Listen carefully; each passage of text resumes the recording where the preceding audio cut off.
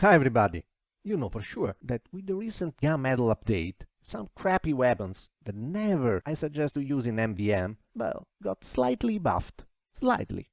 To be honest, I still consider it crappier than the best loadout you can choose for the MvM battle, but they aren't hopeless anymore. So let's stop prejudices and let's test them together with a bunch of friends. I think I could eventually start a series of those worst loadout for MvM, if you ask enough. The plan is to employ at least 4 members of the team with this crappy loadout to really show the potential of the weapon or the opposite. You can call all 6 equipping the weapon because money and ammo are a requirement, thus the scout and the engineer are mandatory. So far, today, at the first MvM worst loadout testing, we are going to be 1 engineer, 1 scout and 4 heavies, in Empire Escalation, with the following primaries. See, the Natascha and the Tomislav. Among the primaries of the heavy, until the GAMEBANANA update, they were the crappiest. The Tomislav above all, because the silent killer wasn't really a thing with the robot that doesn't hear anything. So the slower firing speed, that means slower damage, couldn't do anything for you. But now, as you can see on the right, there are the 20% more precise firing. That means that afar your bullet will catch the robots easier, without spreading all around. You'll see in the second part of this video that a soldier with his buff banner that grants the mini-crits will be really a benefit for the Tomislav because the no damage fall off and the increased precision are really a good combo. And the Natascha, its slower spin-up can be detrimental, but the intrinsic damage resistance that Valve added leave an open niche for this weapon. And you'll see that for some part of these waves, full of super scouts, it can say a word to the robots. So far, 3 Natascha and 1 Tomislav heavy against Empire Escalation spam. Go, go, go! Go, go, go! All of us just crouch. They won't move. We are the movable sentries. We are the better sentries. And I'm just one drunk engineer. Pretty much. Again, I still consider these 2 weapons not very suited for MvM, a minigun, or a brass beast or Yulong heater played consciously will raise the damage and will let mowing down robots faster and easily. So far, let's go and test it.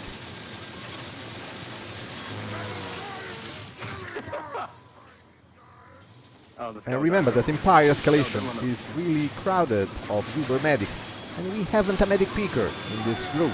It will be detrimental, but we'll be skilled enough to pass by.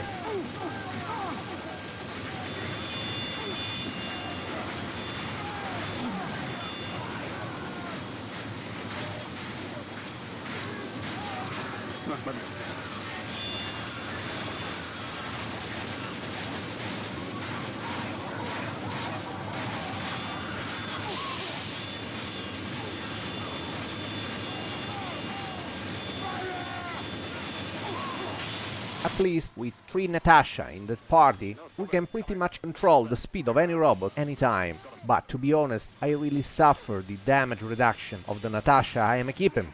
You'll see soon how long it takes to mow down a black box soldier with his primary. You can't, unless the scout mark the giant for you. Up top, guys.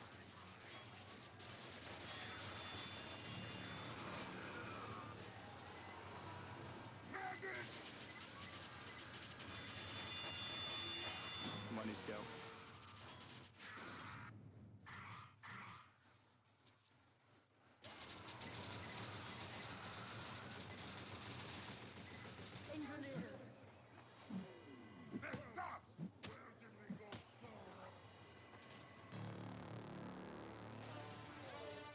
Here, a small critic to our engineer. I can think of an unsafer place for the teleporter.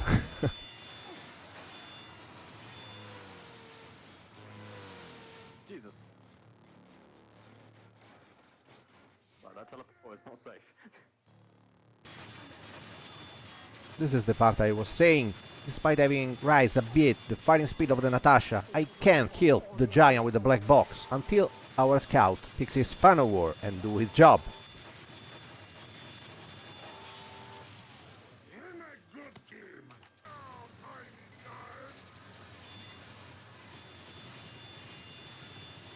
When, at some point, a stranger that were one of the Natascha heavies leaves and another stranger enters and picks the buff banner soldier, we let him to do so, to test how the accuracy of the Tomislav increases his potential while under the effect of the banner. Even the Natascha seemed a little less softer than what it was before, of course.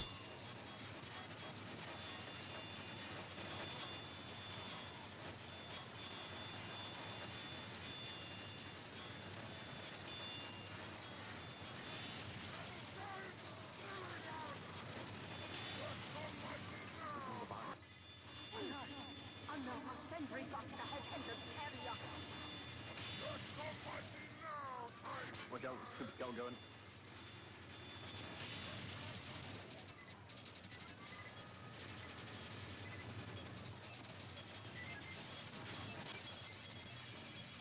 Good sentry. Damn it!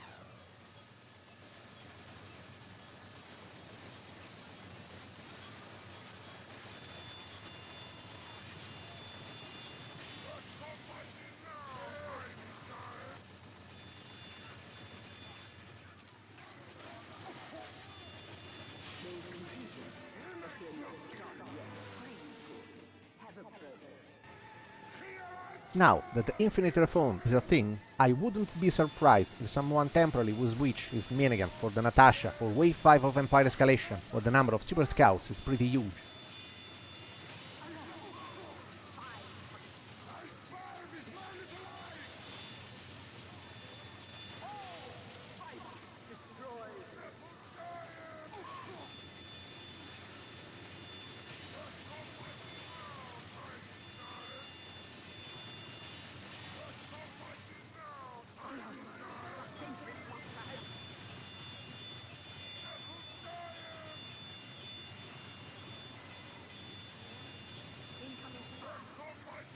Oh god.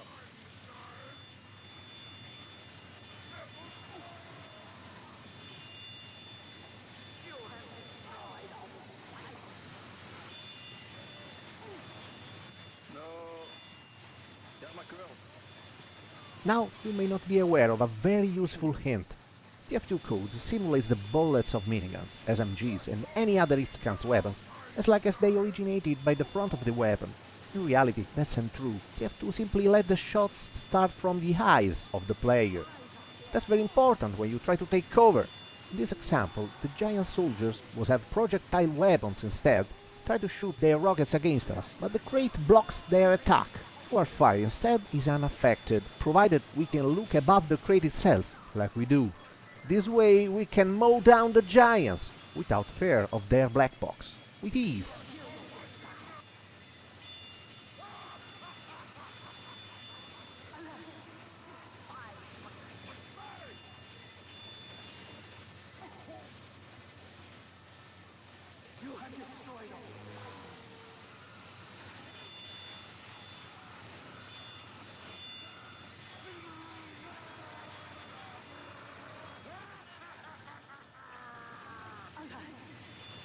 We can really try airstrike soldiers now, I mean.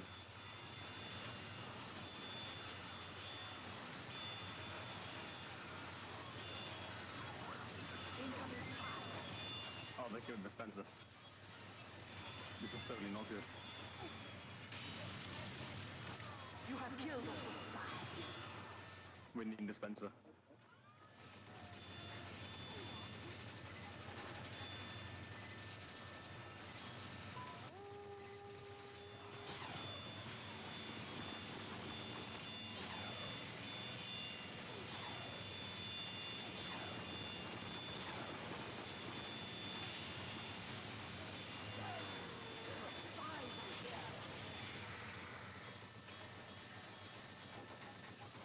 I see spy! Alert! Another sentry buster has entered the area.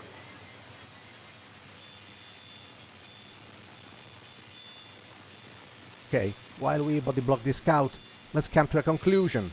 I prefer greatly to use the minigun, or Brass Beast or you or Long either, against these two weapons. Still, with the infinite refund now open to everybody, This video will contribute to rethink without prejudices about these two weapons. The Natascha can be a temporary utility if the team can cope without it. And the Tomislav, with its accuracy, isn't that bad like before. But I repeat, those are suggestions for temporary switching. I wouldn't do an entire match with those, because the time will stretch enormously. They are not the best mow-down machines. Now a public service announcement. After this video, I'll take a couple of weeks off of holidays. So relax, and in the meantime, if you want, give me some advice about possible other worst weapon testings that we should put in practice with at least 4 or 5 people per team. I hope you will have an enjoyable holiday as well. And thanks for watching.